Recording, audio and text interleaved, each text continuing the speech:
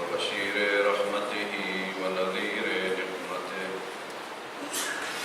سيد الأولين والآخرين أبي القاسم محمد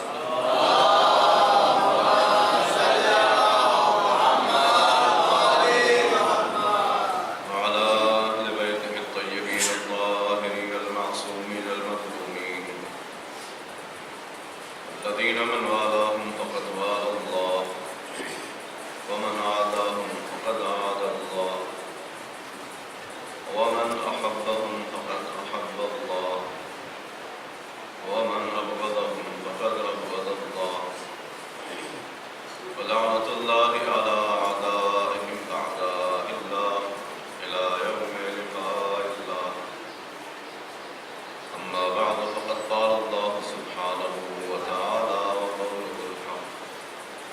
أعوذ بالله من الشيطان الرجيم. بسم الله الرحمن الرحيم. فقالوا لو كنا نسمع أو نعقل ما كنا في أصحاب السعير.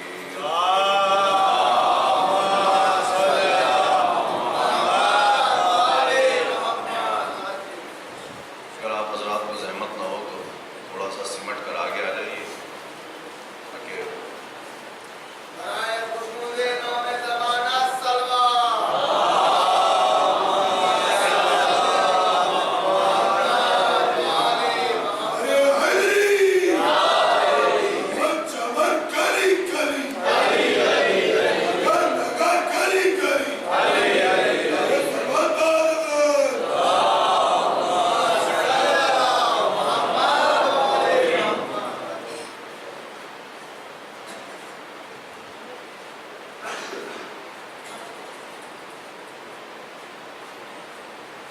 مرحوم حضرت آیت اللہ العظمیٰ بہجت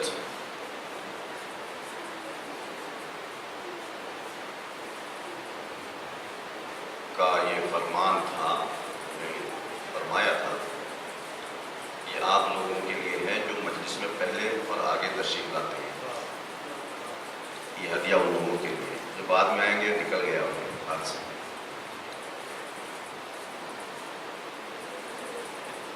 فرماتے تھے کہ جب محرم کا چاند نمودار ہو جائے اور تم عزاداری کے لیے تیار ہو جاؤ تو یہ سوچ کر تیار نہ ہونا کہ بس ایک مجلس میں جانا ہے، تھوڑے آنسو بہانا ہے، تھوڑی نظر و نیاز کھانا ہے، تھوڑا ثواب حاصل کر لیں، بلکہ یہ نیت کر کے جانا کہ میں حسین کے پاس کربلا جا رہا ہوں۔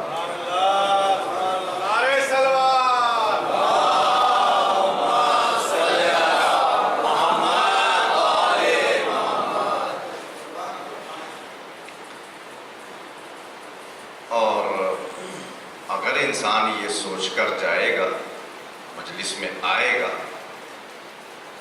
تو کہتے ہیں کہ جیسی نیت ویسے فرشتے، جیسی نیت ویسی برکت۔ ہمارے اور آپ کے لیے ممکن ہے کہ ہمارے ائمہ ایک ضریح یا ایک قبر کے اندر ہوں، ہمارے لیے ایسا ہی ہے نا، ضریح کے اندر اور ایک قبر کے اندر اور ایک حرم کی چار دیواری کے اندر، لیکن ہمارے ائمہ کے لیے کوئی فرق نہیں کرتا کہ آپ یہاں ہیں کہ وہاں ہیں۔ ادھر آپ نے اپنے دل سے ایک اشارہ دیا کہ ہم آپ کی طرف آنا چاہتے ہیں، ادھر انہوں نے آپ کو بلانے کا پورا انتظام کر دیا۔ آپ کے اشارے کی دیر ہے، ہمارے اشارے کی دیر ہے، ہمارے اشارے کی دیر ہے، بخدا ہمارے اشارے کی دیر ہے۔ اور یہ واقعات اور جو حالات مختلف ظاہروں سے آپ سن سکتے ہیں، دیکھ سکتے ہیں، پڑھ سکتے ہیں، اس بات کو بخوبی ہمارے لیے واضح کرتے ہیں کہ جو کچھ بھی رکاوٹ سید الشہداء اور ہمارے درمیان ہے وہ رکاوٹ ہماری طرف سے ہے، ان کی طرف سے کوئی رکاوٹ کسی طرح کی نہیں ہے، اس لیے کہ وہ تو اسماء و صفات الہی کا مظہر ہے۔ جیسے بارش جب برستی ہے تو برس رہی ہے وہ، اب کچھ لوگ اس بارش کے نیچے آ کر بھیگ جاتے ہیں، کچھ لوگ اپنے آپ کو کسی شیڈ میں، کسی چھت کے نیچے، کسی چیز کے نیچے چھپا کر اس بارش سے بچ جاتے ہیں۔ تو بارش کی کوتاہی نہیں ہے کہ وہ آپ کو بھگو نہیں پائی، اس بارش میں بھیگنے سے بچے آپ خود ہی، ہم خود ہی۔ یہ جو کربلا کا ذکر ہے یہ رحمت الہی کا وہ نزول ہے جو اس کے اندر اپنے آپ کو ڈال دے وہ ساحل نجات تک پہنچ ہی جائے گا۔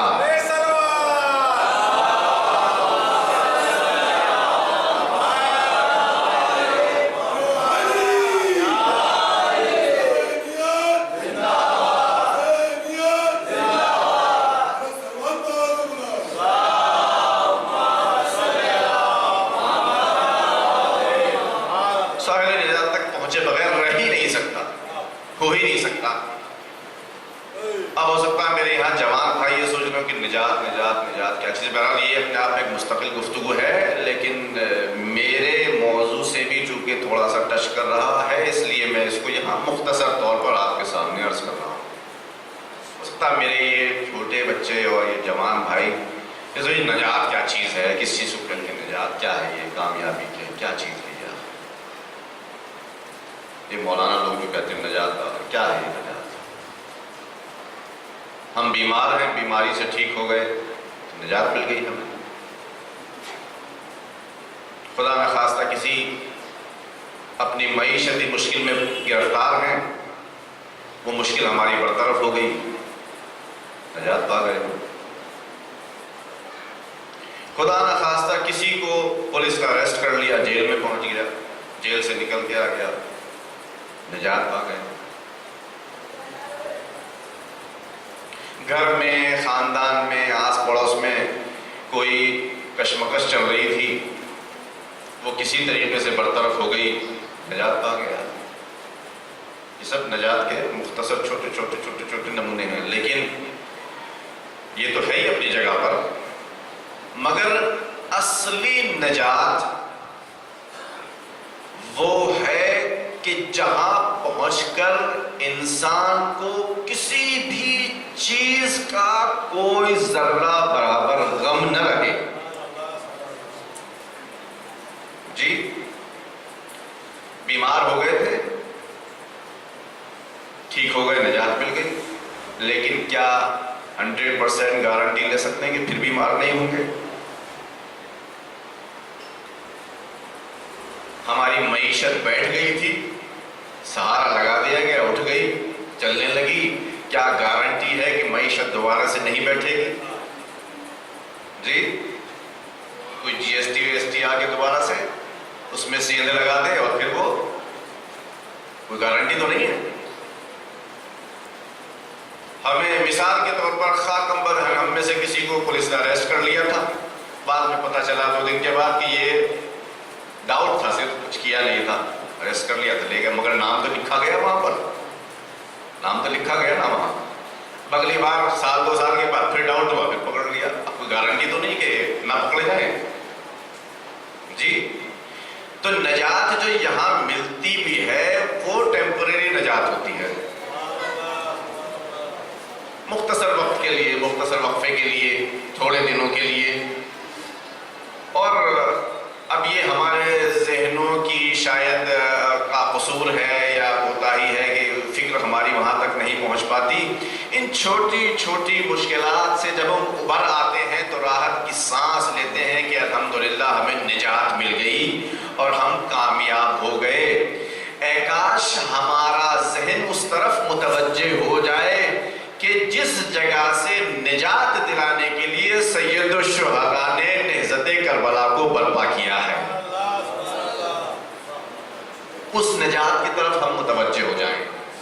وہ کون سی نجات ہے؟ وہ کون سی نجات ہے؟ اپنے موضوع کی طرف آ رہا ہوں میں آہستہ آہستہ۔ وہ کون سی نجات ہے جس کو سید الشہداء نے ہمارے سامنے بیان کیا ہے دعائے عرفہ میں؟ دعائے عرفہ ایک بہت عریض و طویل دعا ہے، اس میں بہت ساری درخواست اور طلب جو حاجتیں سید الشہداء نے رکھی خدا کے سامنے، اسی میں آخر میں ایک جگہ فرماتے ہیں کہ اللہ ان تمام نعمتوں کے تذکرے کے بعد، اپنے تمام قصور اور کوتاہیوں کی یادآوری کے بعد، تیرے حضور شرمندگی کا احساس کرنے کے بعد، تیری تمام نعمتوں کو یاد دلانے کے بعد اور تمام درخواستوں کو رکھنے کے بعد میں تجھ سے ایک درخواست ایسی کر رہا ہوں کہ اگر تو نے وہ درخواست مجھے عطا کر دی، یہ دعا تو نے میری قبول کر لی، تو باقی دعائیں تو قبول کرے یا نہ کر، مجھے کوئی نقصان ہونے والا نہیں ہے۔ اور اگر تو نے میری یہ درخواست رد کر دی تو چاہے ساری درخواستیں تو نے میری قبول کر لی ہو، مجھے کوئی فائدہ ہونے والا نہیں ہے۔ توجہ کیجئے گا، یہ کون فرما رہے ہیں؟ میرے مولا اور آپ کے مولا سید الشہداء حضرت حسین ابن علی ابن ابی طالب علیہ السلام۔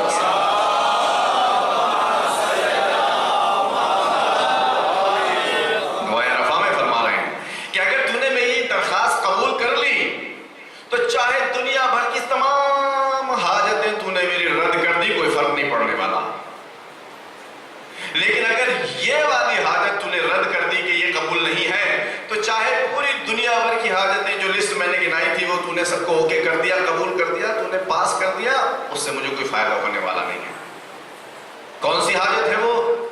فرمایا وہ ہے کہ تو آتش جہنم سے میری گردن کو آزاد کر دے۔ یہ ہے اصلی نجات۔ فمن زحزح عن النار وادخل الجنہ فقد فاز۔ یہ قرآن مجید نے فرمایا ہے کہ جو آتش جہنم سے بچ گیا اور جنت میں داخل ہو گیا، بس وہی کامیاب ہے اور اسی کو صحیح نجات ملی ہے۔ اور یہ انقلاب کربلا اسی لیے برپا کیا گیا تاکہ ایک ایک انسان کو جہنم کی آتش سے نکال کر حسین جنت کی وادیوں میں لے جا کر کے ڈال دے۔ اور جو ان سے وابستہ ہو گیا، کل والی بات کہ جو ان سے اپنے آپ کو جتنا میچ کرتا رہے گا اتنا ہی وہ جنت سے بھی نزدیک ہو۔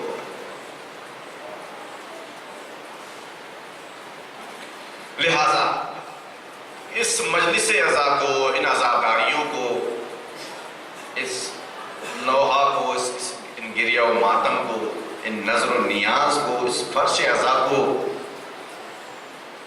اس عزاداری کی خدمت کو، عزاداری کی خدمت۔ ابھی میں نے ایک پوسٹ دیکھا، بس اندر ہی اندر یہ عجیب کیفیت تھی۔ ایک ہندو نوجوان جس کو سید الشہداء سے بڑی محبت ہے، اب مجھے یہ معلوم نہیں تفصیل سے کہ اس کو اندر جانے سے روکا گیا یا وہ خود نہیں جاتا ہے اپنی محبت کی بنیاد پر، معلوم نہیں مجھے۔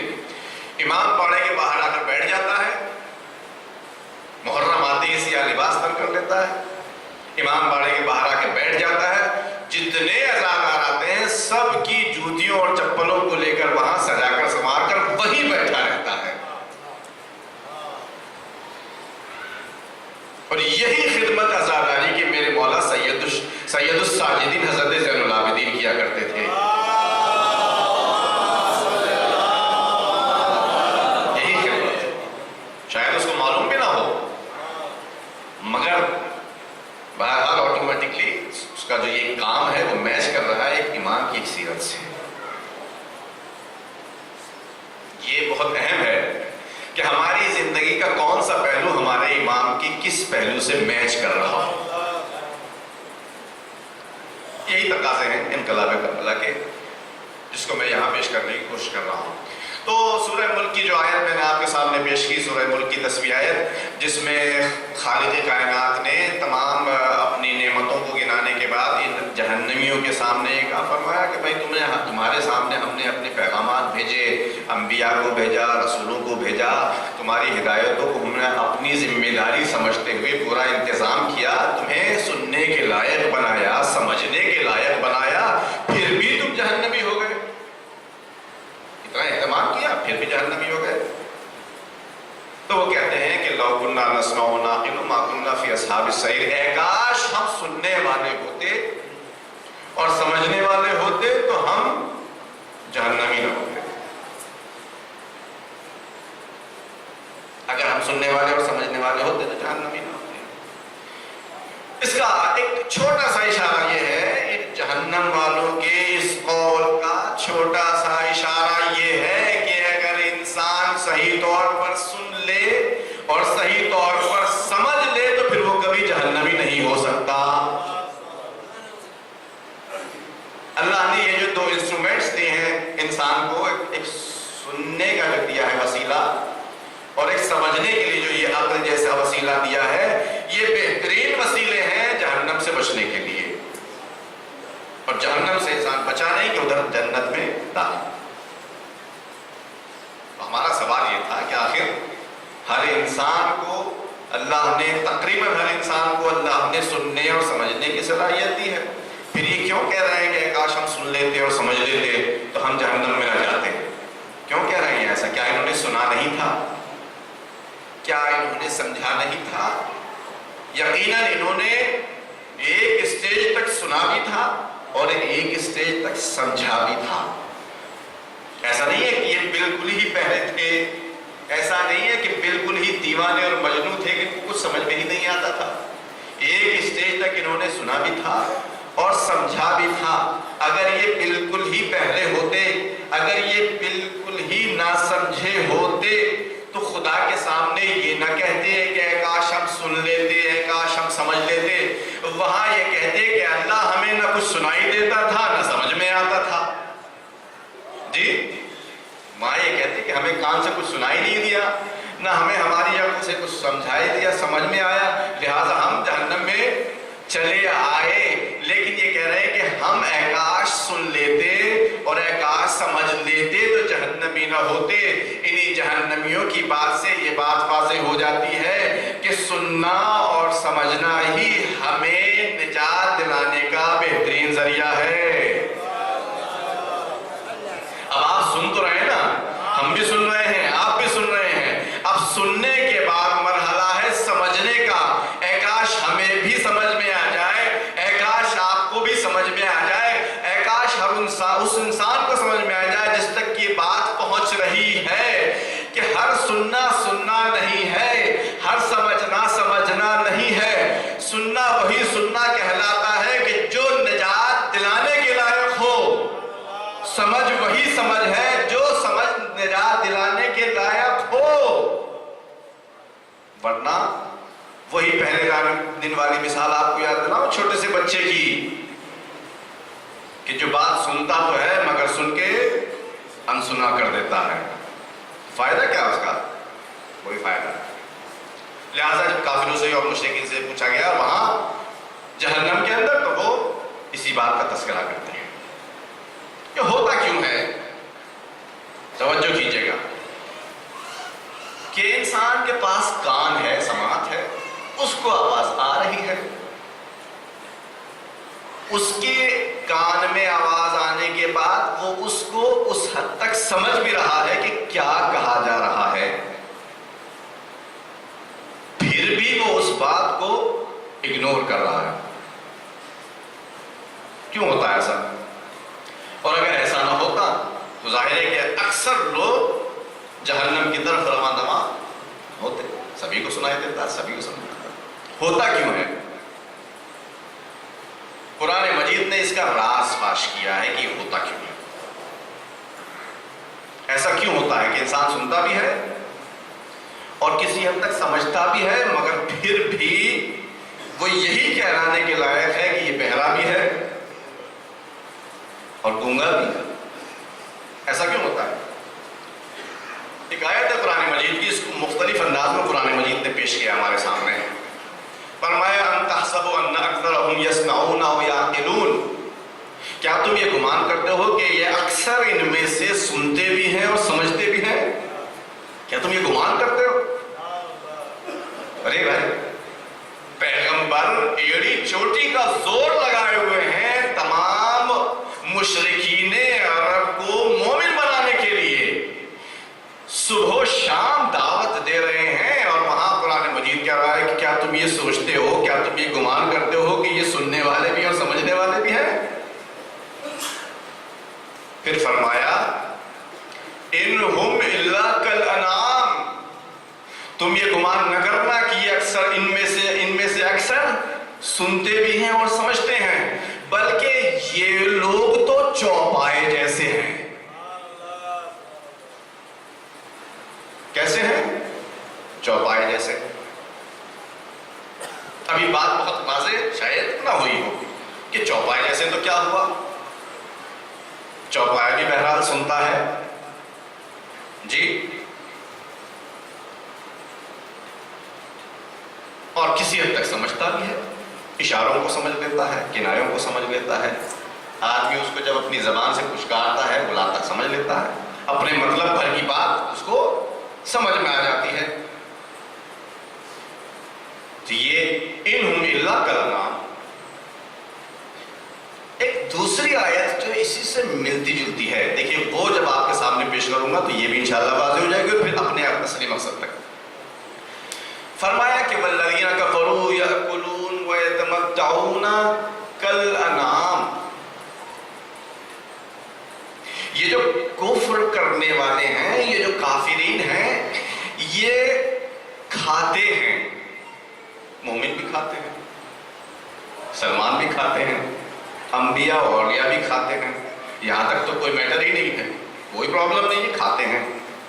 والذین کفروا یأکلون ویتمتعون، اور بہت ہی عیش بھی کرتے ہیں، ہر نعمت سے استفادہ کرتے ہیں، ہر چیز سے بھرپور فائدہ اٹھاتے ہیں. والذین کفروا یأکلون ویتمتعون کما تأکل الانعام، جیسے کہ چوپائے کھاتے ہیں. جو اب دیکھیے یہاں سے تھوڑا سا فرق آ جاتا ہے کھانے پینے میں، اس کو ذرا غور کیجئے گا، تھوڑا سا غور کیجئے گا، انشاءاللہ بات کلیئر ہو جائے گی. پہلی آیت میں کیا فرمایا کہ کیا تم یہ گمان کرتے ہو کہ ان میں سے اکثر لوگ سنتے بھی ہیں اور سمجھتے بھی ہیں؟ کیا تم یہ گمان کرتے ہو؟ پھر فرمایا کہ انہم، یہ کچھ بھی نہیں ہے، الا کالانعام، چوپائے جیسے ہیں. چوپایوں کی کیا خطا تھی جو ان کو ان سے تشبیہ دیا آپ نے؟ کا خطا کچھ نہیں ہے. دوسری آیت میں فرمایا کہ والذین کفروا یأکلون کما تأکل الانعام، جو لوگ کافر ہیں وہ کھاتے ہیں. کیسے کھاتے ہیں؟ جیسے چوپائے کھاتے ہیں. یتمتعون، بہت عیش کرتے ہیں. کیسے کرتے ہیں؟ جیسے چوپائے عیش کرتے ہیں.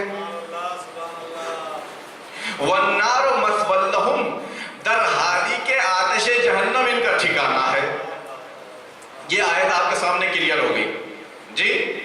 اب ہمارا سوال کیا تھا؟ ہمارا سوال یہ تھا کہ کیا بات ہے کہ انسان سننے کی قوت رکھنے کے باوجود بھی، سمجھنے کی قوت رکھنے کے باوجود بھی، سننے کے باوجود بھی، ایک حد تک سمجھنے کے باوجود بھی لائن سے ہٹ جاتا ہے جی. تو اب یہاں خدا متعال نے یہی فرمایا کہ اصل میں تم گمان یہ کرتے ہو، تم تعجب ہی اس لیے کرتے ہو کہ لوگ اتنی ہدایت کی باتیں سننے کے باوجود بھی، اتنا بار بار قرآن پڑھنے کے باوجود بھی، اتنی حدیثیں رٹنے کے باوجود بھی، اتنا پیغمبر کے پاس بیٹھنے کے باوجود بھی، اتنا پیغمبر کے ہر عمل کو دیکھنے کے باوجود بھی، اتنی نورانی محفلوں میں حاضر ہونے کے باوجود بھی، اتنے بڑے بڑے معجزات دیکھنے کے باوجود بھی، کیوں آخر اسلام لانے کے بعد پھر سے منحرف ہو گئے؟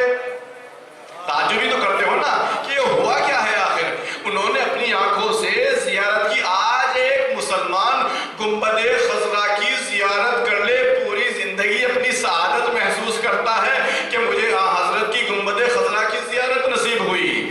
یہ کیسے مسلمان تھے کہ جو 1-2 سال نہیں 10 سال 11 سال 12 سال کوئی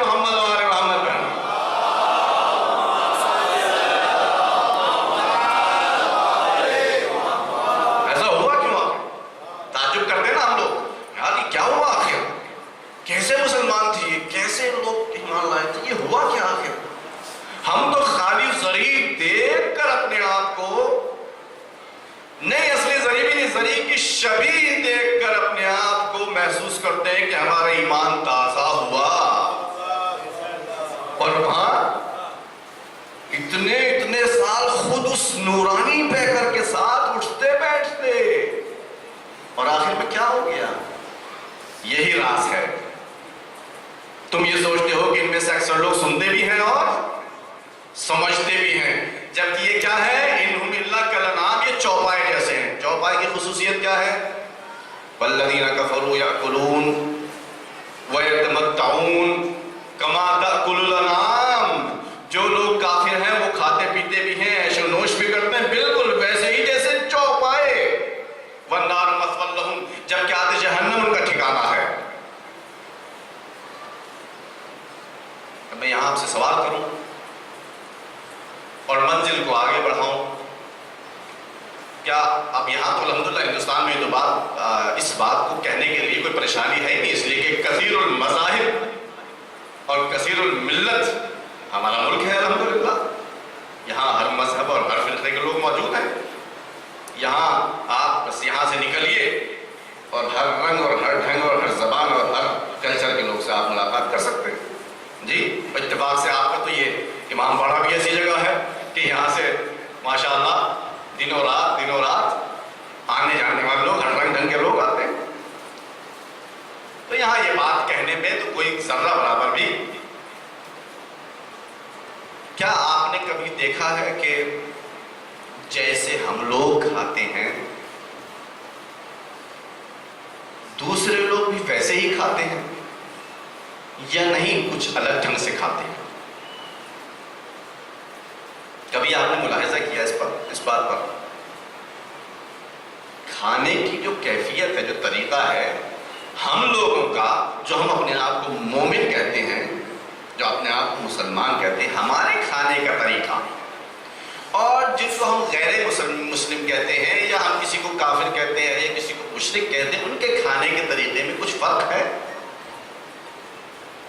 جی؟ میں چھوٹے صاحبزادے جو یہاں تشریف رکھتے ہیں، ان سے بھی اگر یہ سوال کروں گا تو یہی جواب دیں گے کہ نہیں، ہاتھ سے اٹھاتے ہیں، منہ کے اندر رکھتے ہیں، چباتے ہیں اور کھا لیتے ہیں، ایسے ہی تو کھاتے ہیں سب، ہے کہ نہیں؟ یہ تو کوئی اتنی پیچیدہ بات نہیں ہے۔ پلیٹ میں رکھا ہوا، کسی سینے میں رکھا ہوا کھانا، ہاتھ سے لقمہ توڑا اور اسی ہاتھ سے اٹھا کر منہ میں رکھ لیا۔ اب چاہے یہ کھانا نظر و نیاز ہو، مومن کھا رہا ہو، یا یہ کھانا پوری کچوڑی ہو جو باہر دکان کے اوپر مل رہا ہے اور ٹھیلے کے پاس کھڑے ہو کر انسان کھا رہا ہے جی، چاہے اس نے سر کے اوپر تلک لگا رکھا ہے یا اس کے ماتھے کے اوپر سجدے کا نشان ہے، اس سے تو کوئی فرق نہیں پڑتا نا، کھانا تو ایک ہی جیسا ہے، کوئی فرق نہیں کھانے میں۔ زندگی کا حصہ خالی کھانا ہی تھوڑی ہے، سونا بھی ہے، جاگنا بھی ہے، لین دین بھی ہے، اٹھنا بیٹھنا بھی ہے، آنا جانا بھی ہے، ہنسنا بولنا بھی ہے، رونا دھونا بھی ہے، سارے معاملات ہیں نا زندگی میں۔ تو کیا آپ نے کہیں دیکھا کہ جیسے ہم لوگ روتے ہوں ویسے دوسرے نہ روتے ہوں؟ جی، جب ہم روتے ہیں تو ہمارے آنسو بہت نکلتے ہیں، دوسرے روتے ہیں تو ان کے آنسو نہیں نکلتے۔ کیا آپ نے کبھی دیکھا کہ ہمارے ہنسنے اور دوسروں کے ہنسنے میں کوئی فرق ہے؟ کبھی دیکھا آپ نے؟ نہیں دیکھا۔ کیا آپ نے کبھی دیکھا کہ ہمارے سونے میں اور دوسروں کے سونے میں فرق ہے؟ ہم جب سوتے ہیں تو ایسے سوتے ہیں، وہ سوتے ہیں تو ویسے سوتے ہیں۔ کوئی لین دین میں کوئی فرق ہے؟ جی، ہم مثال کے طور پر دکان پر جا کر ایسے پیسہ دیتے ہیں، ایسے سامان لیتے ہیں، دوسرا ایسے دیتا ہے، کوئی فرق تو نہیں محسوس ہوا کبھی آپ کو؟ لیکن قرآن مجید نے یہ کیا ایسا پوائنٹ ہمارے سامنے واضح کرنے کی کوشش کی ہے؟ یہاں کافروں کو ملاحظہ کیا ہے صرف قرآن مجید نے، مسلمانوں کی بات اور مومنوں کی بات اور توحید کے ماننے والوں کی بات نہیں کی۔ وَالَّذِينَ كَفَرُوا يَأْكُلُونَ وَيَتَمَتَّعُونَ كَمَا تَأْكُلُ الْأَنْعَامُ، جو لوگ کافر ہیں وہ ویسے ہی کھاتے پیتے ہیں، وہ ویسے ہی دنیا کی نعمتوں سے استفادہ کرتے ہیں کہ جیسے چوپائے کرتے ہیں۔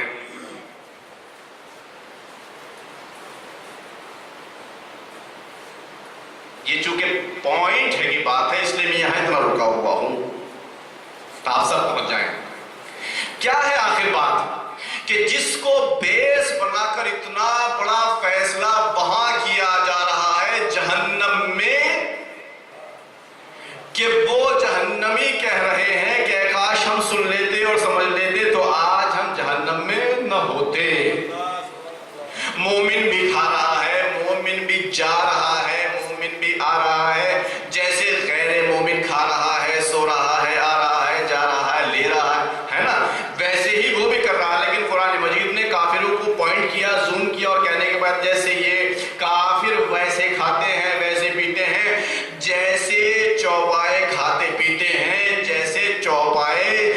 دنیا کی نعمتوں سے استفادہ کرتے ہیں، در حالی کہ انہیں یہ پتہ نہیں ہے کہ آتش جہنم ان کا ٹھکانہ ہے۔ اللہ اکبر! کھانا پینے کی وجہ سے اگر کوئی جہنم میں جائے تو اللہ تو نے ہمیں بنایا ہی ایسا کیوں کہ ہم کھائیں پیئیں؟ فرشتہ صفت بنا دیتا، کھانے کی ضرورت ہی نہ پڑتی، سب کہاں چلے جاتے؟ جنت میں، وہاں جا کر آرام سے کھاتے پیتے۔ ایسا بنایا ہی کیوں؟ اس کا مطلب یہ کہ خالی کھانے پینے سے کوئی نہ جہنمی ہوتا نہ جنتی ہوتا۔ بات اصل میں کھانے پینے کی نہیں ہے، بات ہے اس کھانے کی اور اس پینے کی جو ہم کھا پی رہے ہیں، اس کی کوالٹی کیا ہے؟ توجہ کیجئے گا، اس کی کوالٹی کیا ہے؟ اب میں چوپایوں کی طرف آ جاؤں ذرا۔ چوپائے جب کھاتے پیتے ہیں تو کیا وہ یہ دیکھتے ہیں کہ یہ جو ہم کھا رہے ہیں یہ حلال ہے کہ حرام ہے؟ کیا وہ یہ دیکھتے ہیں کہ یہ نجس ہے کہ پاک ہے؟ کیا وہ یہ دیکھتے ہیں کہ یہ ہمارا ہے کہ پرائے کا ہے؟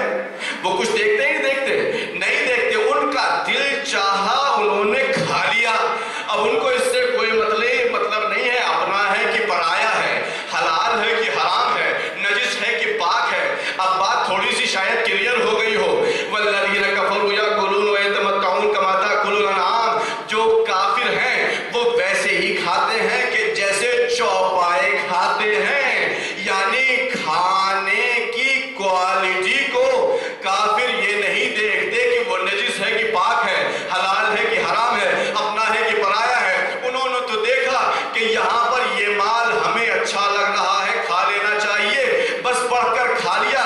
یہ نہیں پوچھا کہ بھائی نجس ہے کہ پاک ہے، حرام ہے کہ حلال ہے۔ اب آپ سمجھ لیجئے کہ اسی تھوڑے سے چند لقموں کا اثر ہمیں کہاں تک لے جا سکتا ہے۔ اگر یہی کھانا حلال بھی ہو، پاک بھی ہو، اپنا بھی ہو تو ہمیں جنت میں لے جا سکتا ہے، دوسروں کا ہو، ناپاک ہو، غصبی ہو، نجس ہو تو یہی لقمہ ہمیں جہنم کی دروازے تک پہنچا سکتا ہے۔ آ رہی بات تھوڑی سی آپ کے ذہن میں؟ والذین کفروا یاکلون کما تاکل الانعام، جو لوگ کافر ہیں ویسے ہی کھاتے ہیں جیسے کہ چوپائے کھاتے ہیں۔ اب ان کو یہ پرواہ نہیں ہے کہ ہم جو کھا رہے ہیں یہ کس کا ہے، یہ کوئی پرواہ نہیں، انہیں تو اچھا لگا کھا لیا۔ اب آپ کسی جانور کو آج مثال کے طور پر 2 روٹی کھلا دیجئے، یہی بلا کر اس کو کسی طرح سے، بس اس کو چسکا لگ جائے گا۔ آپ نے اگلے دن تبرک کے لیے یہاں روٹیاں رکھی تھی، چونکہ وہ کل روٹی کھا کر گیا تھا لہذا آج بھی سوچتا ہے کہ میرے لیے روٹیاں تیار کی گئی ہیں۔ آ کر وہ اسے تو یہ پرواہ نہیں ہے، اسے تو پتہ نہیں ہے، وہ تو اپنا کام کر جائے گا۔ اسی لیے ہمارے معاشرے میں بھی کبھی کبھی ہوتا ہے، معاف کیجیے گا تھوڑی سی یہ شاید، البتہ امید ہے کہ یہاں ایسا کچھ نہیں ہوگا، لیکن کہیں کہیں سننے میں آتا ہے، کبھی کبھی ایسا آتا ہے کسی کو زمین جائیداد ہڑپنے کی عادت ہو جاتی ہے، عادت سی ہو جاتی ہے، اور جب ہوتا ہے، ابھی کچھ دن پہلے لکھنؤ میں تھا میں، تو وہاں ایک نہایت محترم شخصیت کے ساتھیوں میں سے ایک کے بارے میں مجھے بتایا کسی نے، البتہ میں سننا نہیں چاہتا تھا مگر سن لیا تو میں کیا کروں، سن لیا۔ کہنے لگے میں یہ جو فلاں ہیں دیکھنے میں بہت ماشاءاللہ آپ کو لگیں گے یہ ایسے ہیں، مگر ان کی بچپنے سے ہی یہ عادت ہے کہ جب تک یہ پیسہ اگا نہ لیں، اگا ہی نہ کر لیں، اس وقت تک اس دن کو یہ کامیاب نہیں مانتے۔ اور حل تو یہ ہے کہ اگر کہیں سے کوئی موقع نہیں مل پاتا ہے تو اپنے والد صاحب کے غلے سے اگاہی کر لیتے ہیں۔ عادت ہو جاتی نا آدمی کو، ایسی زمین جائیداد کا میٹر ہے، ہڑپنے کی جب عادت ہو جاتی ہے انسان کو تو وہ یہ نہیں دیکھتا ہے کہ اپنا ہے کہ پرایا ہے، پڑوسی ہے کہ دوسری جگہ کا ہے، اس جگہ کا اس جگہ کا، غریب ہے، یتیم ہے، رشتہ دار ہے، اس سب سے کوئی مطلب نہیں ہوتا۔ جو ہڑپنے کی جو عادت ہوئی، چوپائے کی طرح جو کھانے کی عادت ہوئی تو وہ اس کو اندر سے اکساتی ہے کہ بھائی یہ بھی لے لو وہ بھی لے لو، دیکھوں کہاں کتنے سستے میں کیسے ڈاؤن ریٹ پر مل جائے، نہ ہو تو کاغذات بنا کر کے یہ کام کر لوں اور کسی طرح سے یہ پراپرٹی بھی میری ہو جائے، وہ زمین بھی میری ہو جائے، وہ جائیداد میری ہو جائے، سب ہو جائے۔ اور کہیں تو اللہ ہے میرے مولا حسین کا اندر ہی اندر دل کیسا ہوتا ہوگا مجھے نہیں معلوم، کہ ایک جگہ تو یہ میٹر بھی سامنے آیا کہ ایک مولانا کو بلایا گیا کیا آپ ہمارے یہاں پڑھ دیجیے مجلس۔ انہوں نے کہا کہ بھائی میں فلاں جگہ میرا وعدہ ہے، مجھے جانا ہے۔ کہنے مولانا آپ نے کیسی بات کرتی، میری دعوت کو آج تک کسی نے ٹھکرایا ہی نہیں۔ کہنے میں بھی ٹھکرا نہیں رہا ہوں، چونکہ وعدہ دوسری جگہ ہے، لہٰذا فوراً انہوں نے اپنی جیب سے چیک بک نکالی اور اس پر سائن کر کے ان کے سامنے چیک بک پر سائن کر کے دے بلینک چیک کہ اس میں جتنی آپ کی فیس ہو وہ لکھ دیجئے، لیکن آپ کو جانا کہیں نہیں ہے۔ اب یہ بات بھی ہمیں خدا کیا بتائیں سننے میں آ گئی، آگے جیسے لوگوں نے کسی نے بتا دیا کہ ایسے ایسے میٹر تھا۔ ہم نے کہا بھائی ہندوستان میں کوئی ایسا کام کرے وہ بھی مولانا کے لیے، یہ تو ذرا تھوڑا سا سمجھ سے پرے ہے۔ کہ اصل میں مسئلہ یہ ہے کہ ان کو خرچ کرنے میں اس لیے کوئی درد نہیں ہوتا کہ ان کی آمد میں بھی کوئی درد نہیں ہے۔ بھائی جب آمد میں کوئی درد ہوتا تو خرچ کرنے میں بھی درد ہوتا۔ ہم نے کہا میٹر کہنے کوئی مسئلہ ہی نہیں ہے، زمین جائیداد کا وہ ان کا میٹر ہوتا ہے، جہاں دیکھی کوئی زمین خالی پڑی ہے وہیں جا کر کے قبضہ کر لیا اور قبضہ کرنے کے بعد اپنا بنا لیا۔ تو جب انسان کو درد ہی نہیں ہے اس کی آمد میں تو خرچ کرنے میں کیا، اسے تو بس مولا کے نام پر خرچ کرنا ہے۔ اب بتائیے اس غصبی پیسے سے سید الشہداء کے نام پر کتنے آب و تاب کے ساتھ اس نے فرش عزا بچھا کر، بہترین امام باڑہ بنا کر، بہترین تبرک بنا کر، بہترین ذاکر بلا کر کتنی شاندار عزاداری برپا کی۔ اب آپ خود فیصلہ کیجئے کہ سید الشہداء اسے کیا دیں، کیا دیں اس کو، کیا دیں سید الشہداء اس کو۔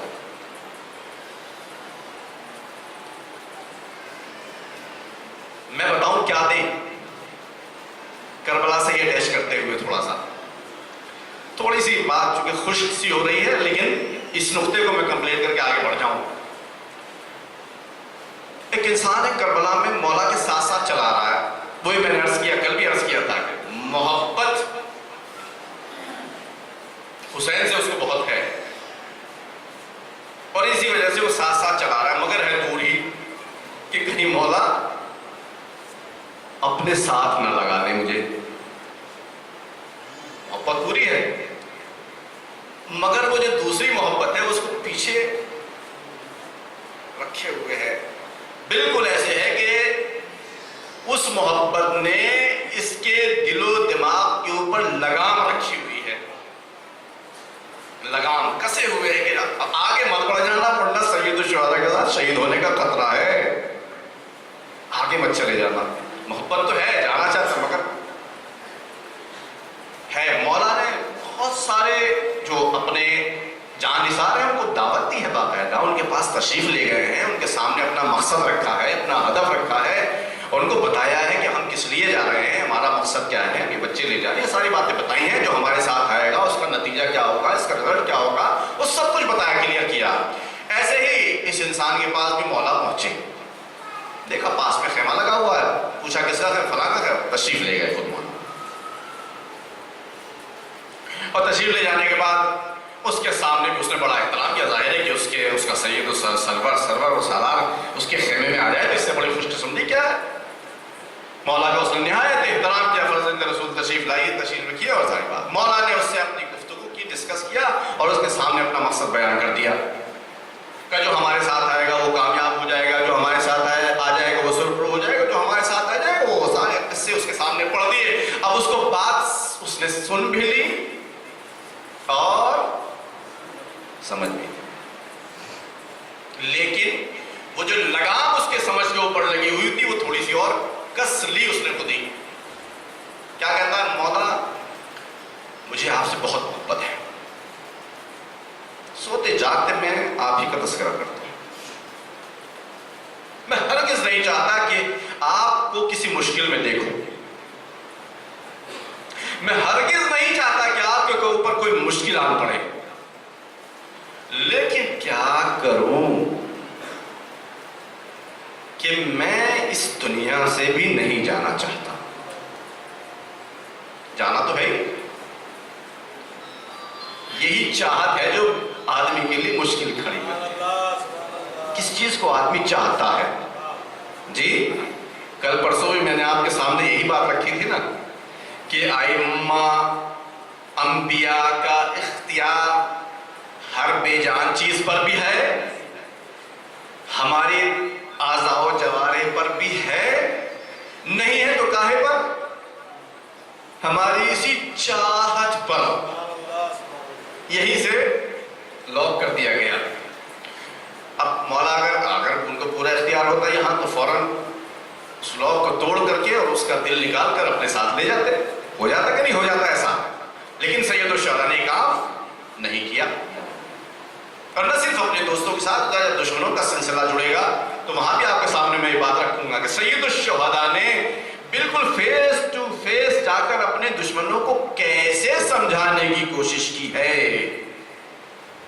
کہ وہ ہمارے ساتھ آ جائیں اور نجات پا جائیں. مگر آپ دیکھیں اس انسان نے کیا کہا؟ مولا مجھے آپ سے بڑی محبت ہے، میں آپ کی ہر طرح کی خدمت کرنے کے لیے تیار ہوں، مولا میرا سارا دھیان آپ کی طرف ہے، مولا میں چاہتا ہوں کہ آپ کو کوئی پریشانی نہ ہو، مولا میں چاہتا ہوں، میں سب کچھ ہے، ایسا کیجئے یہ میرا گھوڑا اور یہ میری شمشیر لیتے جائیے. جی مولا کس کو لینے کے لیے آئے تھے؟ اے کاش میں اپنی بات آپ تک منتقل کر سکوں، یہ بات میرے دل میں بھی اتر جائے اور آپ کے دل میں بھی. مولا کس کو لینے کے لیے آئے تھے؟ اس انسان کو، اس دل کو لینے کے لیے آئے تھے. وہ پیچھے ہٹ گیا، اس نے کیا دیا؟ مولا یہ شمشیر میں لے جائیے، 1000 درہم کی خریدی ہوئی ہے، یہ گھوڑا لیتے جائیے، اس سے زیادہ تیز عرب میں دوڑنے والا گھوڑا کوئی نہیں ہے. اس کو تھوڑا سا محسوس کر سکے اگر ہم اپنی زندگی میں. انقلاب کربلا برپا ہوا کاہے کے لیے؟ حسین نے قربانی دی کس لیے؟ حسین نے اپنے سر و تن میں جدائی کروائی کس لیے؟ حسین نے اپنے نوجوان علی اکبر کے سینے پر برچھی کو لگتا ہوا دیکھا کس لیے؟ حسین نے اپنے شش ماہے کو قربان کر دیا کس لیے؟ حسین نے اپنی بیویوں کی بے پردگی کو برداشت کیا کس لیے؟ حسین نے اپنے نانا کے مزار کو چھوڑ دیا، یہ سب کس لیے؟ اسی لیے تاکہ ہم حسین کی بارگاہ میں نظر و نیاز پیش کریں، دو آنسو پیش کریں، اپنی زندگی کا کچھ ٹائم پیش کریں. اے کاش یہ بات میرے دل میں سب سے پہلے اتر جائے، اس کے بعد پھر آپ کے دل میں جائے. توجہ فرما رہے ہیں آپ؟ کربلا کے بن میں موجود وہ انسان جس کو خود سید الشہداء اپنی طرف خود بلا رہے ہیں، اس کو کس چیز نے روک کے رکھا کہ وہ مولا سے اپنے آپ کو اٹیچ نہیں کر پایا؟ کس چیز نے روک کے رکھا؟ اور یہ تو بڑی دل و گردے والی بات ہے کہ خود تو نہیں جا رہا ہے، مولا کی شان میں گویا یہ تو گستاخی ہی ہے کہ خود تو جا نہیں رہا. جس چیز کا مطالبہ حسین نے کیا ہے اس کو تو اس نے پیش نہیں کیا. اب بڑے دل و گردے والی بات ہے، کہہ رہا گھوڑا لے جائیے، میری شمشیر لے جائیے. تو یہ جسارت نہیں ہے مولا کی خدمت میں؟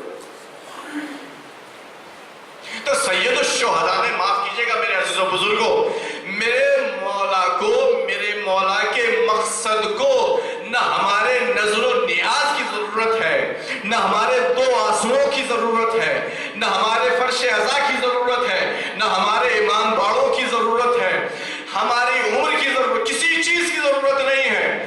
ہمارے سید الشہداء کو اگر کسی چیز کی ضرورت ہے تو بس یہ کہ ہم ان کے مقصد کو اپنا لیں۔ یہ ان کی بھی ضرورت نہیں ہے، ضرورت ہماری ہی ہے۔ وہ بے نیاز ہے، اس سے بے نیاز ہے۔ اسی لیے تو شب عاشور چراغ گل کرنے کے بعد فرمایا کہ میرے عزیزوں، میرے دوستوں، میرے جانثاروں، یہ دشمن صرف اور صرف حسین کی گردن چاہتے ہیں۔ تم سب آزاد ہو، بیعت تم سے اٹھا لی میں نے۔ دیکھ رہے ہیں آپ کہ حسین کتنا بے نیاز ہے، تو اسے یہ بھی ضرورت نہیں ہے کہ ہم نہیں، اصل میں جیسے اس خالق بے نیاز کو ہماری عبادت کی ضرورت نہیں ہے، ویسے ہی اس حسین بے نیاز کو ہماری عزاداری کی ضرورت نہیں ہے۔ عزاداری کرنے سے ہمارے عزاداری کرنے سے عزاداری کی شان نہیں بڑھتی ہے، عزاداری کرنے سے ہماری شان بڑھتی ہے۔ عزاداری کرنے سے ہمارے عزاداری کرنے سے عزاداری زندہ نہیں ہوتی ہے، عزاداری زندہ کرنے سے ہماری قوم زندہ ہوتی ہے۔ صلوات بھیجیے محمد و آل محمد۔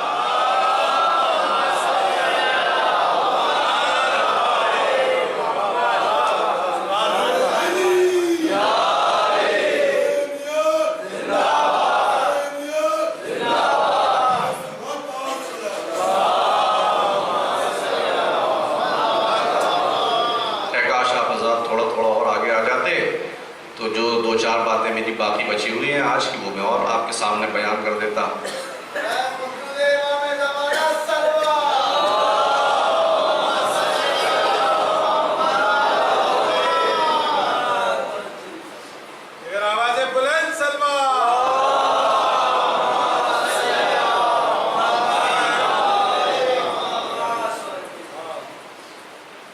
تو سید الشہداء علیہ السلام نے یہ جو انقلاب برپا کیا، اس کا ایک تقاضا یہ ہے کہ ہم اس انقلاب کی ویلیو کو سمجھ لیں، آخر کیوں برپا کیا، اور اس کو سمجھنے کے لیے اس کو غور سے سننا ضروری ہے، اور غور سے سننے کے بعد غور سے سمجھنا بھی ضروری ہے، کیونکہ عام طور سے ہم سنتے بھی ہیں اور بہرحال ایک حد تک سمجھتے بھی ہیں۔ ایک حد تک نہ سمجھتے تو پھر مجلسوں میں کیوں آتے؟ آدمی کو جب سمجھ میں نہیں آتا تو نہیں آتا۔ ایک حد تک تو سمجھتے بھی ہیں، مگر یہیں پر اگر فل سٹاپ لگ گیا، کوما لگ جائے تو کوئی بات نہیں، فل سٹاپ اگر لگ جائے تو یہ ہے بڑی چنتا کی بات کہ یہی رک جائیں کہ ہم نے آج، ہم اپنے آپ سے شروع کرتے ہیں، آج ہم نے ایسی مجلس پڑھی، بہت خوب، آج ہم نے ایسا مرثیہ پڑھا، آج ہم نے ایسا نوحہ پڑھا، آج ہم نے ایسا ماتم کیا، آج ہم نے ایسا تبرک تقسیم کیا، آج ہم نے ایسی نظر کی، آج ہم نے ایسی نظر کھائی۔ سب سے اہم پوائنٹ تو یہاں ہے، کھائی۔ آج ہم نے ایسا جلوس نکالا، آج ہم نے ایسا کر دیا، آج ہم نے ویسا کر دیا۔ یہاں تک اگر بات آ کر اس پر فل سٹاپ لگ جائے تو یہی فل سٹاپ ہے جو لگام ہے در حقیقت اس انسان کی طرح جس نے سید الشہداء سے محبت کا اعلان کیا، سید الشہداء کا مکمل احترام کیا، سید الشہداء سے خیر خواہی کا اعلان کیا کہ مولا میں دعا کرتا ہوں، آرزو کرتا ہوں، تمنا کرتا ہوں کہ آپ کو مصیبت نہ دیکھنی پڑے۔ بہت اچھی بات ہے، برا نہیں کہہ رہا ہوں خدا نخواستہ، لیکن وہ جو لگام لگی ہوئی تھی جس کی بنیاد پر وہ یہی رک گیا، ایک تو یہ ہے اور ایک اور نمونہ، ایک اور صاحب ہیں، وہ بھی حسین کے ساتھ ساتھ ہی یوں ہی، پتہ نہیں کتنے لوگ تھے ایسے، 2 لوگوں کا تذکرہ تو کل میں نے آپ کے سامنے کیا، وہ بنی اسد کے لوگ تھے، چلے آ رہے تھے ساتھ ساتھ، تاریخ میں گم ہو گئے، پتہ نہیں کیا ہوا ان کا، تھے چاہنے والے۔ ایک اور صاحب ہیں، وہ بھی چلے آ رہے ہیں، کہاں سے؟ مکے سے حج کر کے بہت دور اپنا ڈیرا لگایا ہے اپنی زوجہ کے ساتھ، دل سے حسین کے سلسلے میں عقیدت رکھتے ہیں، دل سے جانتے ہیں کہ یہ فرزند رسول ہے، جانتے ہیں کہ علی کے لخت جگر ہے، یہ سب کچھ معلوم ہے انہیں، مگر عثمانی مذہب ہے ابھی تک، عثمانی مذہب، ابھی عثمانی مذہب کیا ہے، یہ سب ڈیل میں یہاں جاؤں گا تو آپ کے ٹائم بہت ہو جائے گا، میرے پھر ہو سکتا ہے کہ میں اپنے راستے سے بھٹک جاؤں، اس لیے بس اس کو سمجھ لیجئے کہ اس زمانے میں کچھ لوگ عثمانی شیعہ کہلاتے تھے، کچھ لوگ علوی شیعہ کہلاتے تھے، کچھ لوگ کسی اور کے شیعہ کہلاتے تھے، شیعہ الگ الگ طرح کے تھے، شیعہ یعنی پیرو، فالو کرنے والا، فالوور، شیعہ، یہ عثمانی مذہب کا انسان تھا، لیکن چونکہ رسول اللہ کے سلسلے میں اس کو عقیدت تھی، لہذا فرزند رسول کو بھی دل و جان سے چاہتا تھا، اور چاہتا تو تھا مگر اپنے مذہب کی بنیاد پر۔ اب دیکھیے حسین کی محبت ہے، کھینچ کے لاتی ہے، مگر اپنا مذہب اسے روک لیتا ہے، وہیں دور خیمہ اس نے گاڑ دیا۔ دیکھتے ہیں کہ کیا ہوتا ہے، کیا ہوتا ہے۔ دیکھیے ایک حسین کا چاہنے والا بھی ہے اور حسین کا ماننے والا بھی ہے، ٹھیک ہے، حسین کا احترام کرنے والا بھی ہے، اس کو حسین نے آ کر خود اس کے خیمے میں دعوت دی، اس کا ری ایکشن کیا ہوا؟ نظر پیش کر دی، مولا یہ گھوڑا لے جائیے اور یہ میری تلوار لے جائیے، 1000 درہم کا گھوڑا اور اتنے درہم کی نظر پیش کر دی، اور اس کے بعد وسلام۔ وہ عثمانی مذہب کا ماننے والا، مولا اس کے پاس بھی تشریف لے گئے۔ اب کاش میں نے عرض کیا شروع میں، بالکل شروع میں آپ کے سامنے عرض کیا تھا، ہمیں ضرورت ہے بس اس بات کی کہ اپنے دل میں انڈیکیٹر جلا دیں۔ کاہے کا انڈیکیٹر؟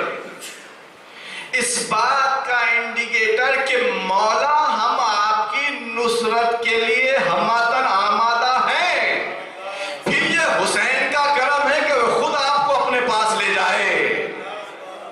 اب آپ یہاں اس نمونوں کو دیکھ لیجئے، بس انڈیکیٹر چلانے کی، اس کے دل میں محبت تھی، مولا وہاں بھی بیٹھ گئے، جو چاہنے والا تھا، انڈیکیٹر اس نے جلایا تھا، مگر پھر بعد میں بند کر دیا۔ اب اس کے پاس بھی گئے، یہ مولا سے لگاؤ رکھتا ہے رسول اللہ کی نسبت کی بنیاد پر، مگر چونکہ عثمانی مذہب ہے لہذا دور ہی اس نے اپنا خیمہ لگایا ہوا۔ مولا تشریف لے گئے اور جانے کے بعد اس نے بھی نہایت احترام کیا، بلایا، بٹھایا، پذیرائی کی، مولا نے اس سے گفتگو فرمائی، اور وہ اس نے بھی اظہار کیا کہ جی آپ نے صحیح اقدام فرمایا ہے، آپ کا مقصد بہت اچھا ہے، فلاں ہے، لیکن میں آپ کے ساتھ نہیں آ سکتا۔ یہاں مذہب کی دیوار آڑے آ گئی۔ جب مولا نے اس سے یہ سن لیا تو فوراً اپنے تمام ہمراہیوں کو ساتھ لے کر اور چل پڑے۔ ادھر اس کی زوجہ نے اس کا ہاتھ پکڑ کے اس کو جگانے کی کوشش کی،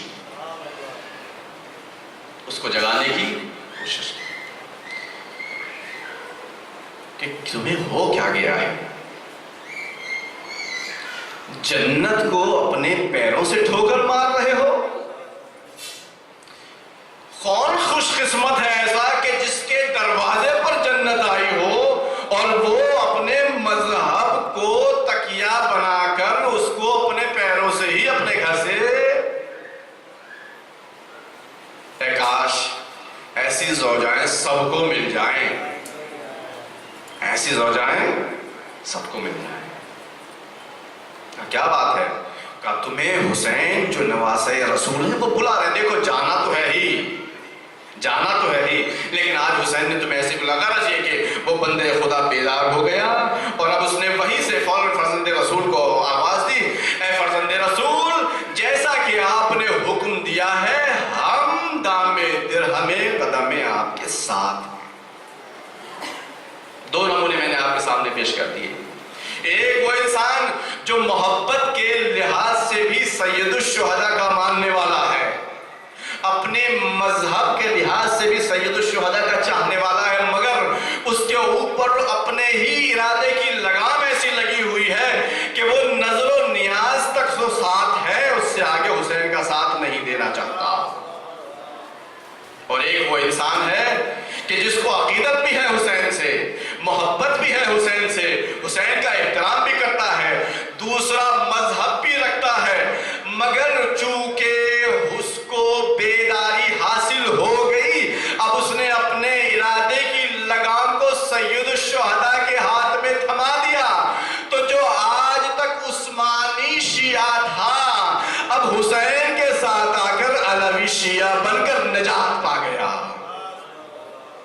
ایک سلوات بھیجئے محمد والے۔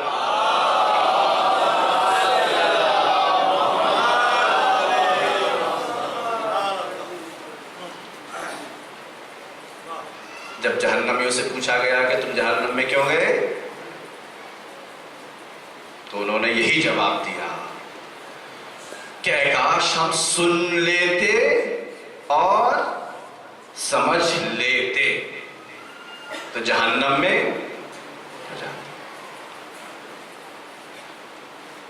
اگر ہم میں سے خدا نخواستہ کوئی سننے کی صلاحیت نہ رکھتا ہو تو اس کو کوفت ہوتی ہے کہ نہیں ہوتی کہ سب سن رہے ہیں میں نہیں سن رہا، پریشانی ہوتی کہ نہیں؟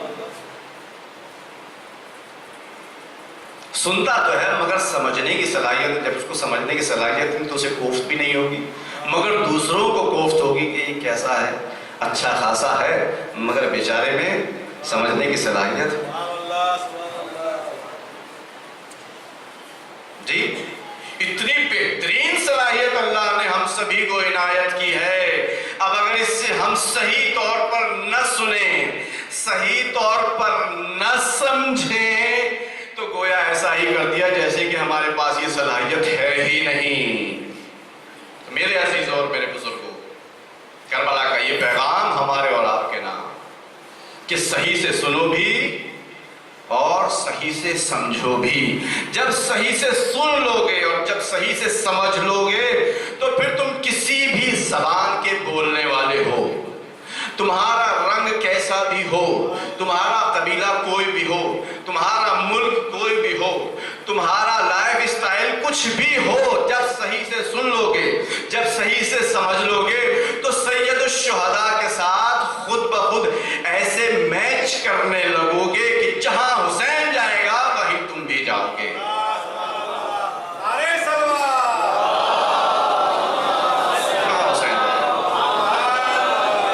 ہو ہی نہیں سکتے الگ، ہو ہی نہیں سکتے، نہیں ہو سکتے الگ، نہیں ہو سکتے الگ۔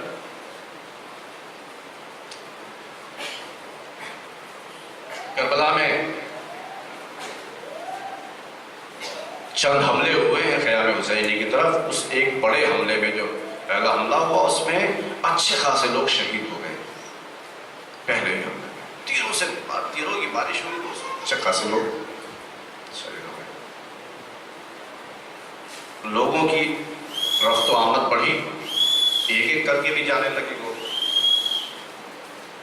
لیکن جس نے حسین کو صحیح سے سمجھ کر اس کا ساتھ دینے کی ٹھان رکھی تھی،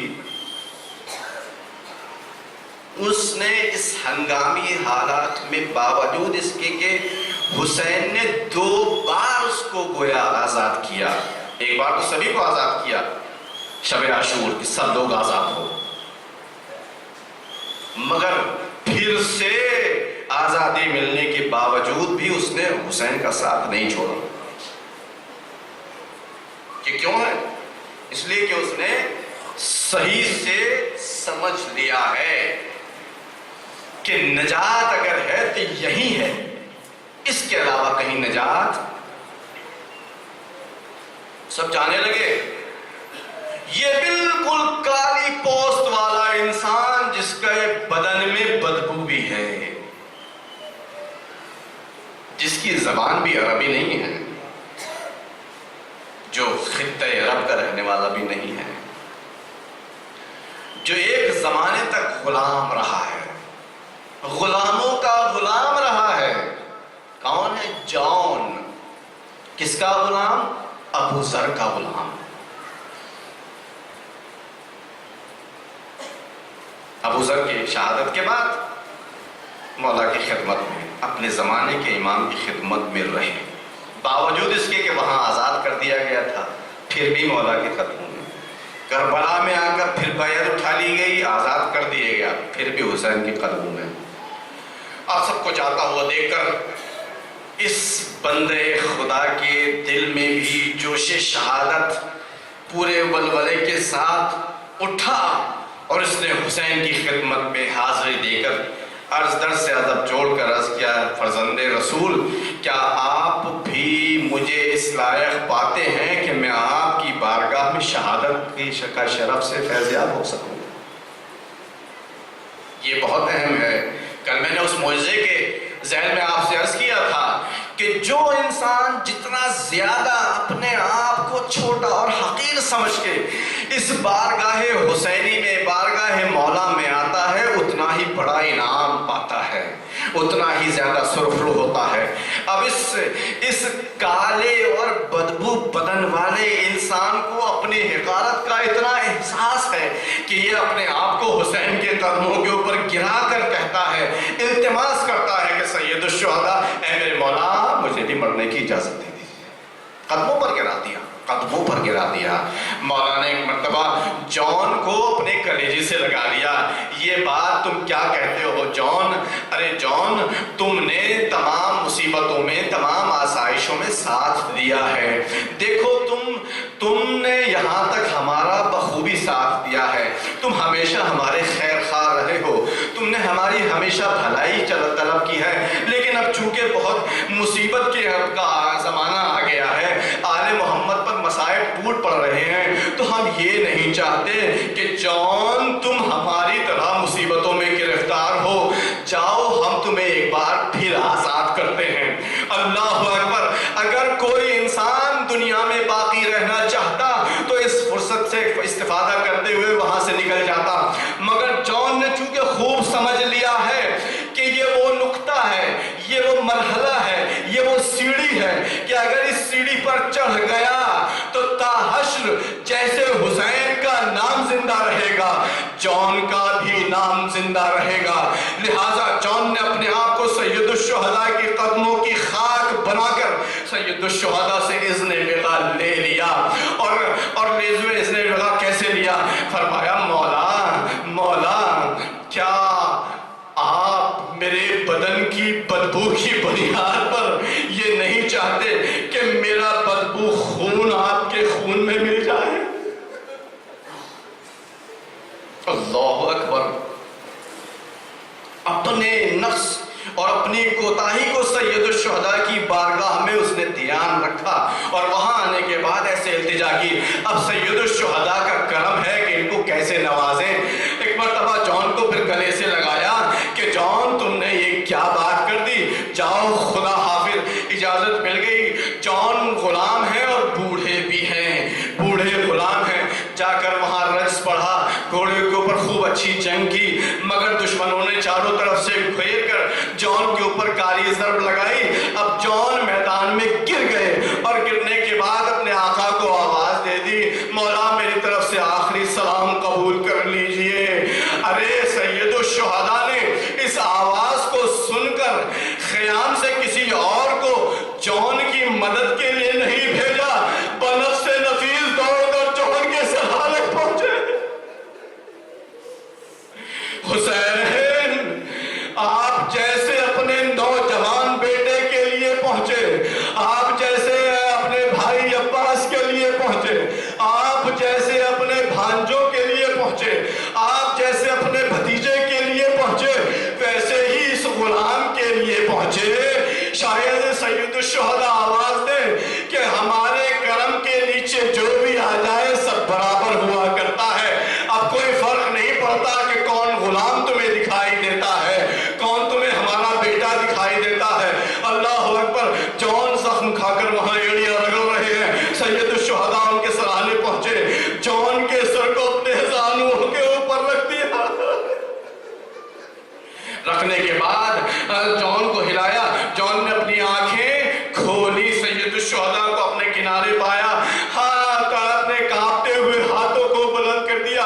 اے میرے مولا, کیا آپ مجھ سے راضی ہیں؟ کیا آپ مجھ سے راضی ہیں؟ مولا نے جون کی آنکھوں کو بند کر کے فرمایا, جون تم نے اپنی وفا کو پورا کر دکھایا.